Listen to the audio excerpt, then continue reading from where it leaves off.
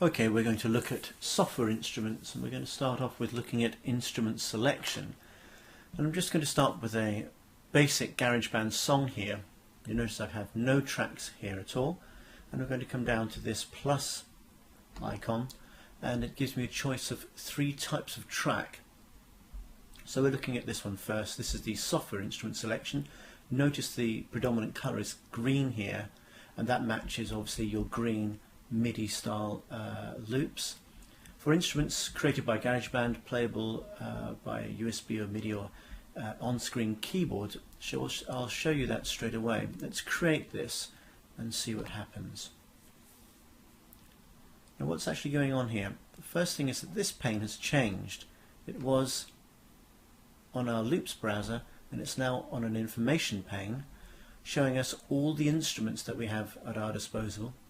Notice this green colour, it's a green track, and what's actually happened is that this piano is a software instrument, and what that means is that the individual samples for each note of a piano have been loaded so that we can play them from the keyboard.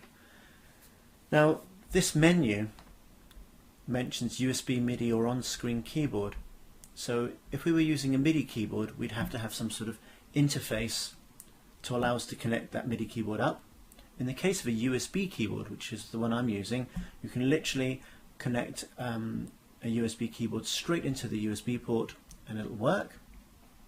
If you don't have one of those, you can either use the little keyboard here or musical typing. And what this is your QWERTY keyboard, and I'm now playing this from my QWERTY keyboard.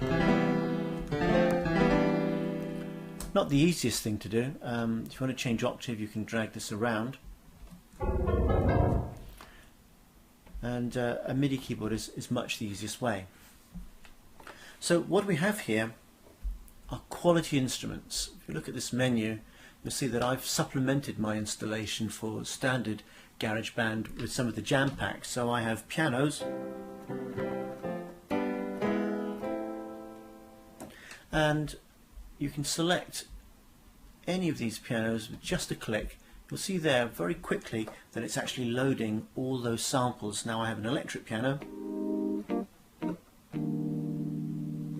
I move down a little bit. I'm moving down to sort of fuzzy clavinet. And you have some really quite exotic keyboards.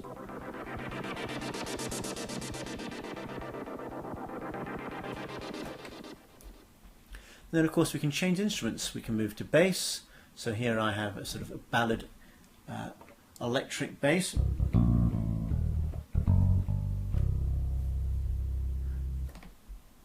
These are some of the sounds from the Voices jam pack. Timor, Timor, Timor.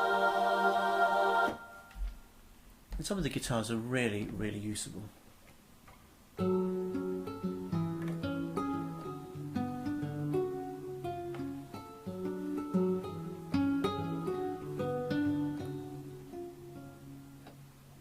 And as we move on to things such as the drum kits, as you load these, they will put a different sound on each key of your MIDI keyboard. So I'm going down an octave now to my bottom C. This is C1, giving me a kick drum.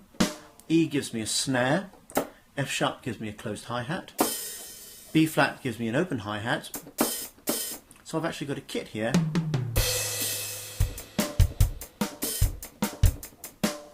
And I can change to something like a 606 kit. That's just loading. You can see that little symbol there.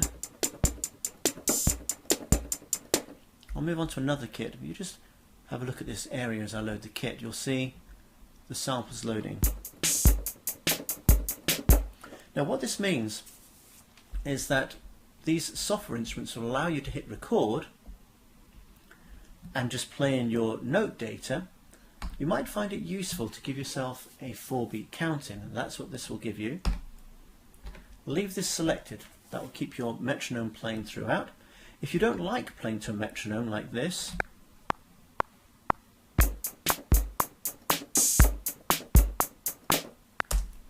then by all means go back here, find a drum loop, find something that you want to play to. That's the idea of having all of this stuff as inspiration. Once you have recorded some MIDI, we can start to look at editing, which will be which we can do in the next tutorial movie. But just for the moment, what I want to show you is that whilst this is playing,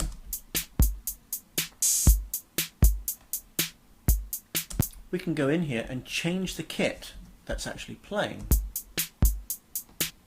That'll load up a new kit, and this data will be sent to it. So if I create a new track, keep it on this. Let's say I play a piano over the top of this.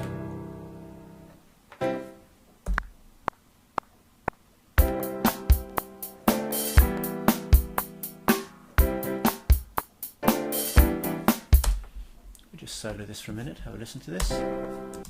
We can change that straight away to a sort of echo piano, and it sounds like this.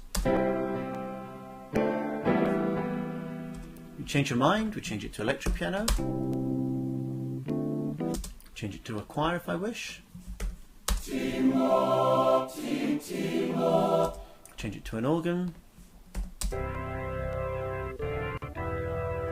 It's really easy to work with an idea, then change the sound afterwards.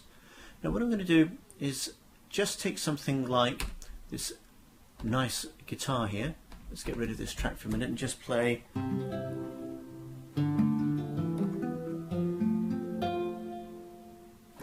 What we can do now, we can just customize a little bit. See this edit tab? We've looked at this for effects before.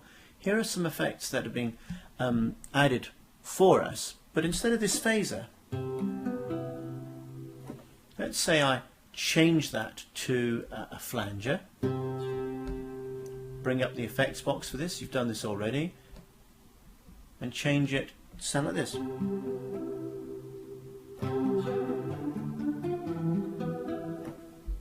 And go a little bit further and add more echo, maybe mess around with the EQ. So, and I'm literally just messing around with ideas, but if I like this, I can save this instrument. So I can save that instrument as Joe Guitar. Hit save. Notice that this will now come up in my guitar instruments. Next time I'm working on an idea, let's just change the instrument to show you what I mean. Next time I hit that, I'll go straight back to that guitar. So it's easy to create your own instruments with your own effects and then save them.